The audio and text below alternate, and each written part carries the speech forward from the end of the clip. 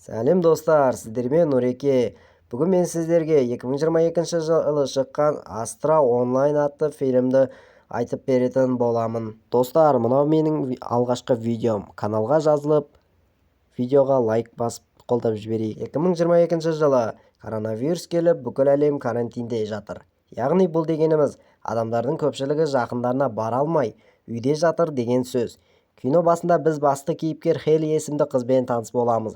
Хейли бірден Zoom атты программаға кіріп, достарын шақырады. Сәлден кейін бірінен соң бірі барлығы видеозонаққа қосылып, бір-бірімен әңгіме-дүкен құра бастайды. Тіпті араларына Теди есімді достарын қосылып, өзінің әжесінің қызық бір музыкалық ойыншығын көрсетеді. Достары Тедиға бұл ойыншықты орнына қоюын сұрап, доғаруын өтінеді.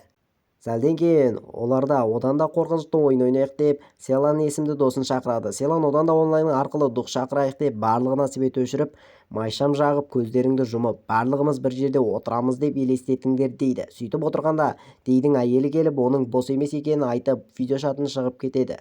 Бірақ достар оған көңіл аудармайды. Дұқ шақыруды әрі қарай жалғастырады. Жалпы Селаны егерде көздеріңе бір нәрсе көрінсе, немесе бір нәрсе сезінсеңдер, дереу маған айтыңдар деп алдын ала ескертіп қояды. Сөйтіп біраздан кейін Жема есімді қыз бірдеңеден шошып кетіп, айқайлап орнынан атып тұрады.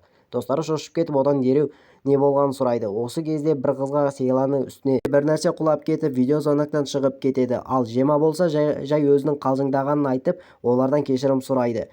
Хейли Селанға қайтадан звондап көріп, бірақ алмайтынын ескертеді. Осы кезде Хейли мен Жема бір-бірін енді ұрсып жатқанда, кенеттен Хейлидің орындығын артқа сүйреп алып кетеді.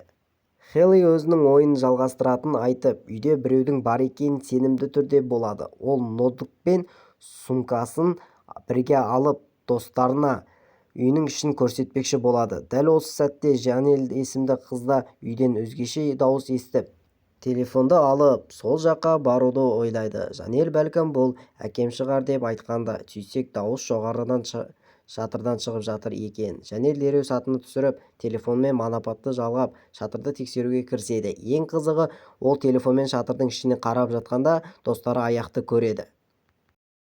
Осы кезде Хейли достарына өзінің бір нәрсе көріп тұрғанын айтып, қолына фотоаппарат алып, оны суретке түсіріп, суретке қарсы белгісін бір адамның асылып тұрғанын байқайды.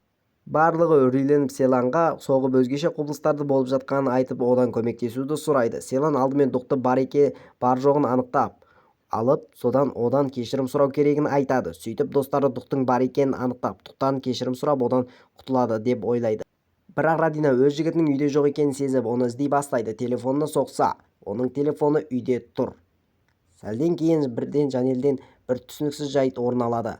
Ол Ема болса, үйде біреудің бар екенін біліп, жерге ұн төгіп дұқты байқап, тіпті одан таяқ жеп те үлгереді. Жема одан бәріміз үйден шығайық деп Радинаны енді шақыра жатқанда, кенеттен оның жігіті Алон құлап түседі.